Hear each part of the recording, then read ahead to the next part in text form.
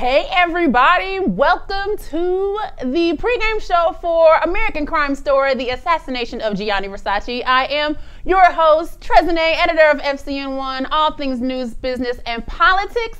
So glad to be with y'all tonight. I do have some good news for y'all. We only have 2 more episodes of this boring show. Yay!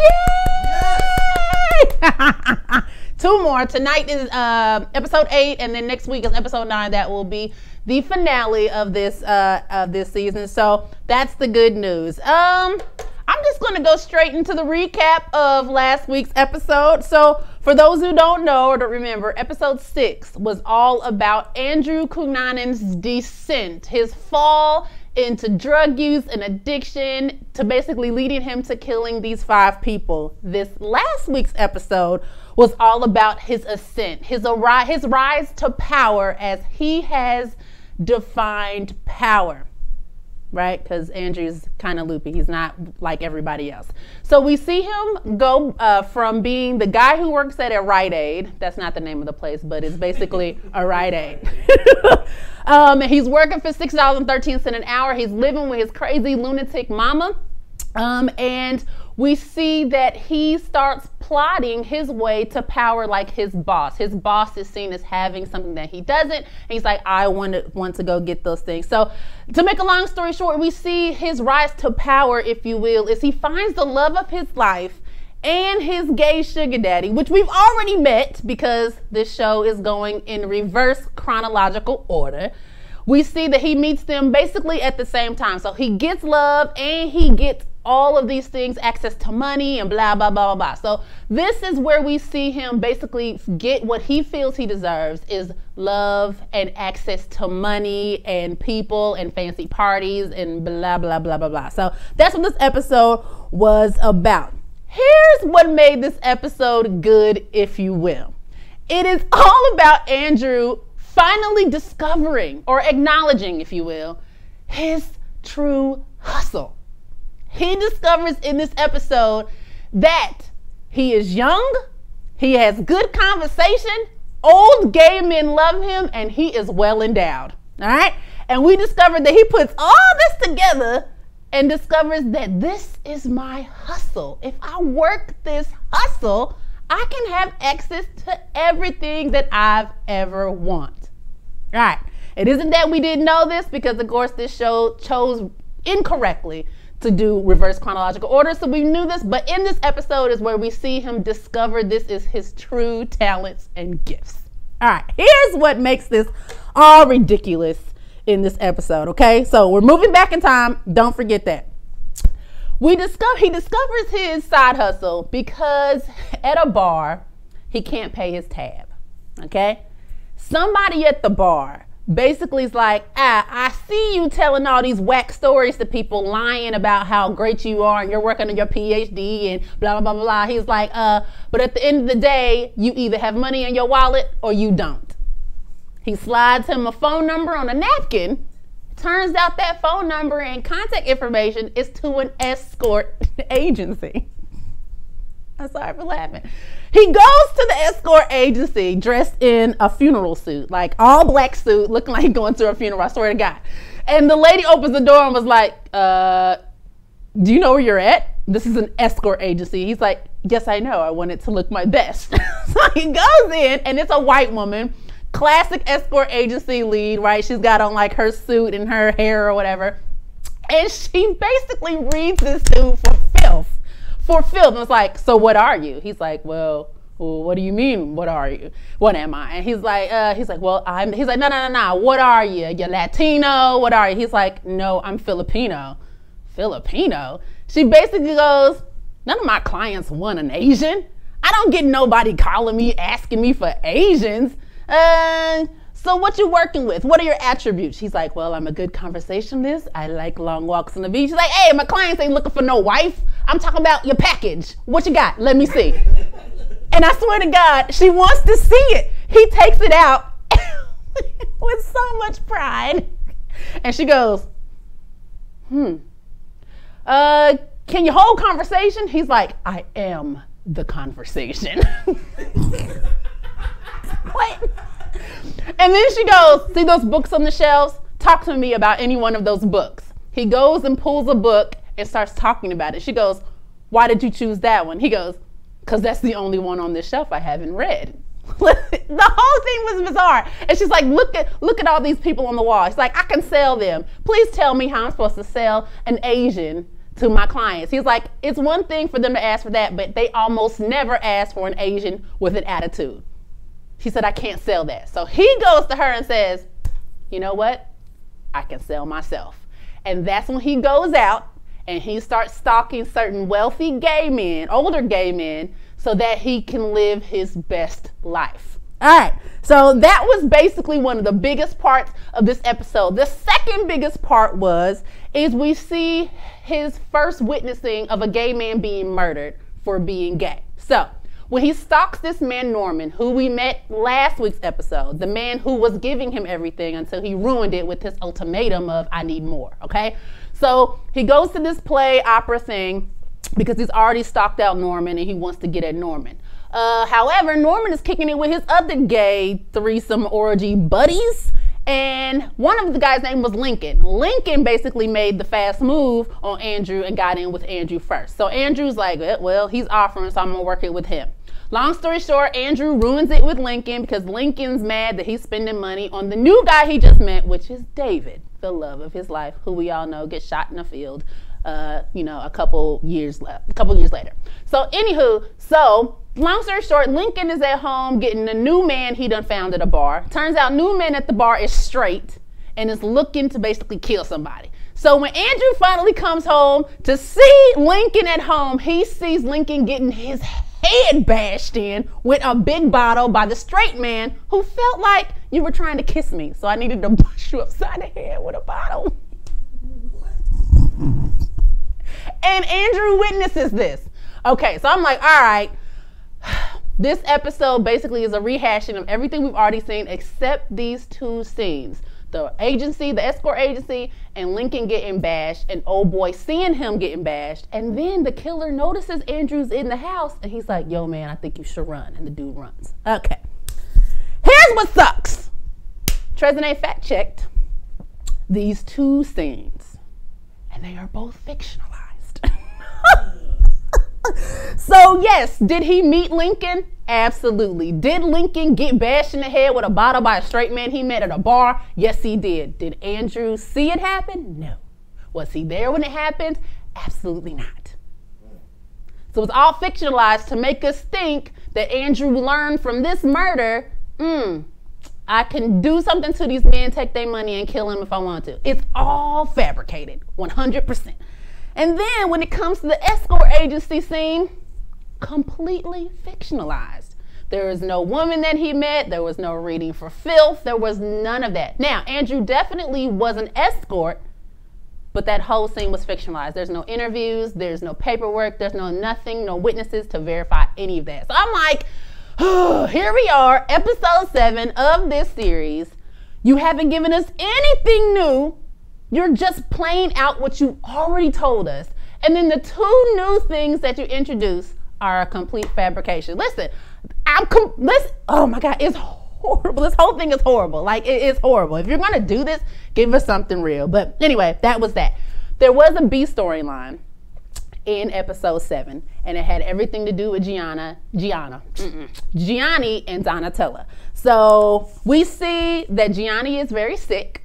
Okay, he's very sick, and he's actually preparing Donatella to lead this company, okay, because he believes that he's going to die. He's pushing her to be more creative, to really think outside the box, because he's like, at this moment, this company will not survive if I'm not here. And so that's where we see the very true and fact-check scene of her wearing that black dress with the belt thingamajigs all up here. That really happened in real life. That happened in '96, if I believe. The dress was a hit. It really got Donatella in the papers. It got her a lot of publicity. They actually designed that dress together. That truly happened. But here's the thing that about that scene is they used it to give us the story of Gianni Versace having ear cancer. So if you remember all the way back in episode 1, where there's pill bottles on the nightstand for Gianni Versace, everybody thinks that's for HIV. And then episode 2, where we see him going to the doctor and they're saying, hey, there's new treatments for this and yada yada, and we think he has HIV. They use this episode to where they're arguing about this dress, and he keeps saying, hey, I can't hear you. Why are you whispering? Why are you whispering? And she's like, no, why are you shouting? And in the middle of the conversation, he's like, I can't hear. I can't hear. I can't, oh my God, I can't hear. And he's crying. It was so badly acted. It was so bad. But they're trying to say that he had ear cancer, and that's the reason why he was getting sick. I don't believe it. I did fact check it. There were interviews that were done where Donatella was giving interviews saying that he was diagnosed with ear cancer. There is some medical paperwork to support that he had ear cancer. None of it negates, however, that the cancer was not caused from HIV or he had HIV separately. But you know, Donatella and them are like, no, none of that is true. But that's how they used that to introduce the whole thing of ear cancer.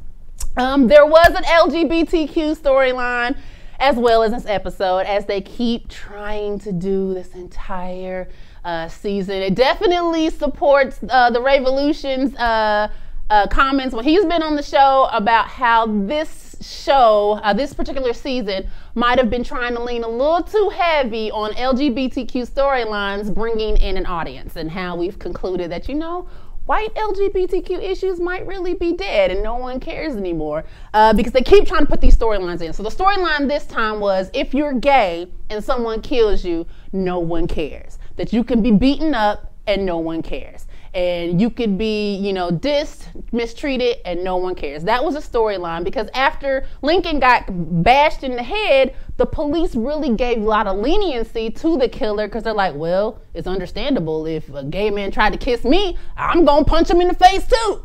So they really dwelled on that a little bit to really talk about that part of being gay, where you can be mistreated, and because people are homophobic, you can get away with certain crimes. So that was that storyline, and it was all wah, wah, wah, wah, wah. Let's see what else was in this episode. Not a darn thing. That was it.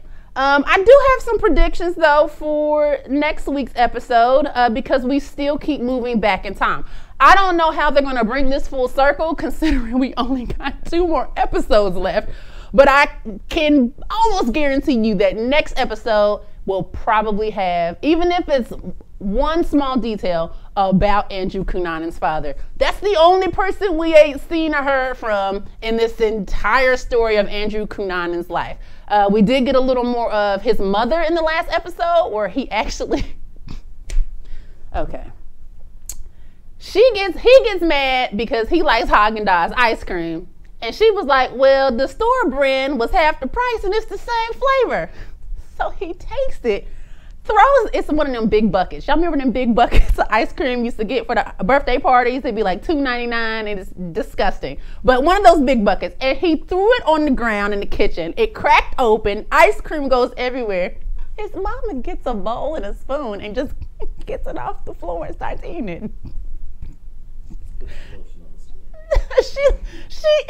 It was ridiculous. Anyway, they're getting upset. They're having arguments. So when he finally actually gets Norman later in the episode to agree to, let's live together, I can make a home for us, you know, basically working his side hustle, he tells his mother, I'm leaving, because mind you, he still lives with her.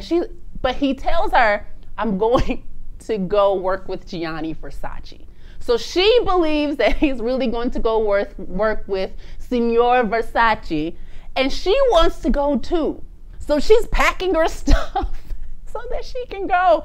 And he keeps telling her, no, no, no, you can't go. And she's getting more and more excited. He tosses her, and she hits the wall and fractures her shoulder. Right. Fractures her shoulder. But she still loves him, goes to the doctor, says it was an accident, and says, have a good time with Gianni Versace. It's a mess, people. It's a mess.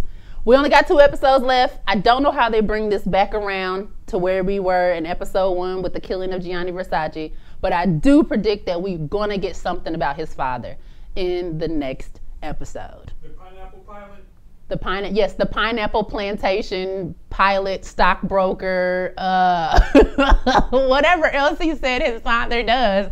He's a mess. The whole show is just a good. What's Andrew's zodiac sign? He's a Virgo, August 31st. Makes sense. For those that don't know, my birthday's August 31st. Virgo. Crazies. Just crazy. Everybody in the studio shaking their head like, makes sense. I'm back like the studio.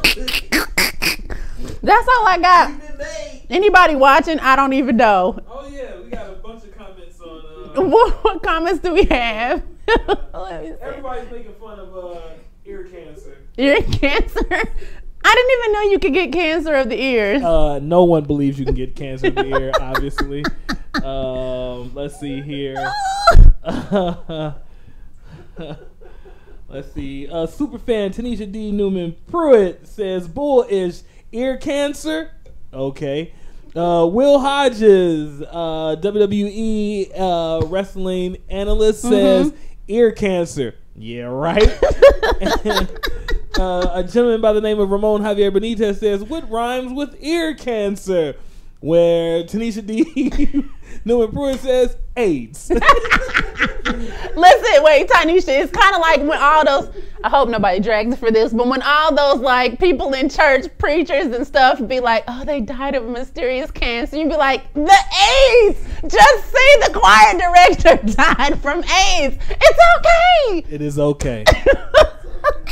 Oh my God. That's all I got for tonight. I'm going to watch the rest of the episodes because I must. And of course, I'll be back next week to talk about how trash it was. But ladies and gentlemen, to be quite honest, I think I looked at a few recaps and reviews from like Entertainment Weekly, Vulture, Variety. And this last episode, some people gave it an A. I don't trust them. But some were giving it like 2 out of 5 stars. Like, you are just giving us what you've already given us. This ish is terrible. So terrible. That's all I got. Yeah, I'll holler at y'all later.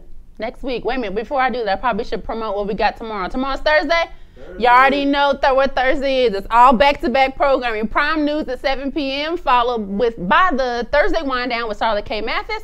Following that will be True Baller Thursday with J. Cole and the Reggie Mathis. So you already know what to do. Like, subscribe, and follow YouTube, The Fifth Column Network. Our website, thefifthcolumnnetwork.com. You can find us on Twitter at FCN_Prime. But for those who don't know, we do got 5 channels. So we got FCN_1_2_3, 4, and 5. Follow and like them all because different programming goes on different channels. Same thing on Instagram, FCN_Prime, and all the channels on there as well. And then on Facebook, of course, / The Fifth Column Network. So make sure you guys like, subscribe, and follow. And of course, I'm Trezene, your host of the Assassination of Gianni Versace pregame show. And I will see you guys next week.